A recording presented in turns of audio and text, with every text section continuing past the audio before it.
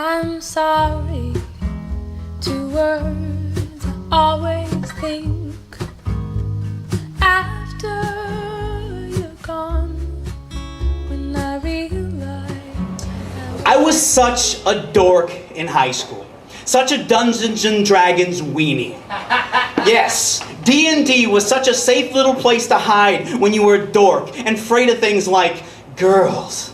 You just surround yourself with other girlfriendless dorks and you can invent all the busty, lusty Viking dames you wanted. Best of all, it was risk-free.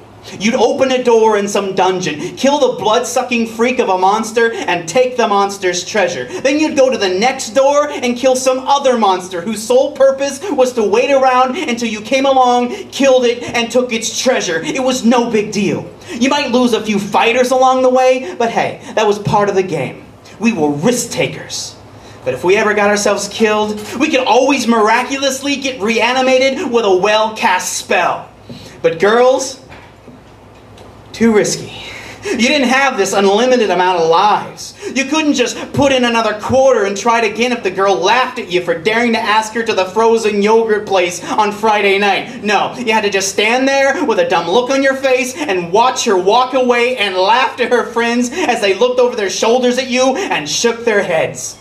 The Dungeons and Dragons weenies were not afraid of fire-breathing dragons with torn flesh dangling from their teeth, no. All you needed for them was your trusty shield and your +3 magic golden Vorpal sword named Caustic Avenger. But a girl? A real live girl? No way. Too fierce. Too much potential to end up locked in your room listening to Somebody by Depeche Mode and crying with your Dungeon Master's Guide clutched to your bony chest. I want somebody to share the rest of my... You guys are leaving me hanging there. But then, ask me what I did.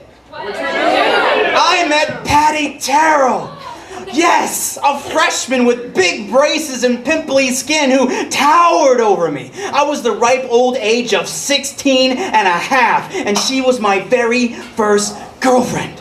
My whole world changed. It's amazing how the affections of a real live girl can change you. I got obsessed with my smell. I took 3 and 4 and 5 showers a day, brushed and flossed my teeth after every meal and again before each date. When we'd be at her house and just about ready to make out, I'd excuse myself to her bathroom and eat fingerfuls of her toothpaste so my mouth would be fresh. It must have been so obvious. So, Patty, I'm going to go mosey on over to your bathroom right quick, and then, we can move on to better things. Wink. And she's thinking, Jesus Christ, he's going to eat my close-up again. Then I come out all Rico Suave reeking of mint. Suddenly, what I was wearing interested me for the first time ever. I freaked out in front of my mom and screamed, Mother, I must have Levi's 501 button-fly jeans. This was 1983. Mother, I must have Levi's 501 button-fly jeans. I must have Sperry topsiders, which were a pair of shoes. I must have button-down Oxfords. Mother, I must have a crop top.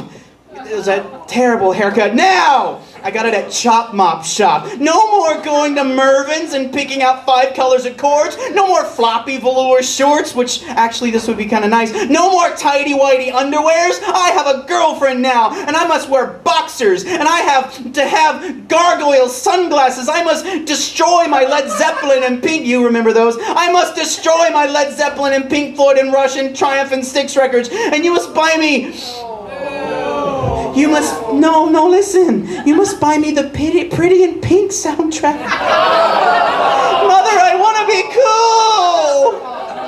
I never again played D&D ever and eventually dumped all of my dorky D&D friends in favor of the company of real live girls. I know, listen, Patty and I only dated about 5 months because I ended up dumping her. Over Easter break. I didn't call her, not even once. All right. Ask me why. Because she was so much taller than me. I've always wanted to find Patty and tell her how much she really meant to me and my life. I'm so grateful you saved me, Patty Terrell. Who knows where I'd be right now? I'd probably be that creepy guy who hangs out at Star Trek conventions and gets all bent out of shape if you don't know that Captain Kirk's middle name Tiberius. You geek! You geek! I would have been you! Thank God, Terrell, wherever you are.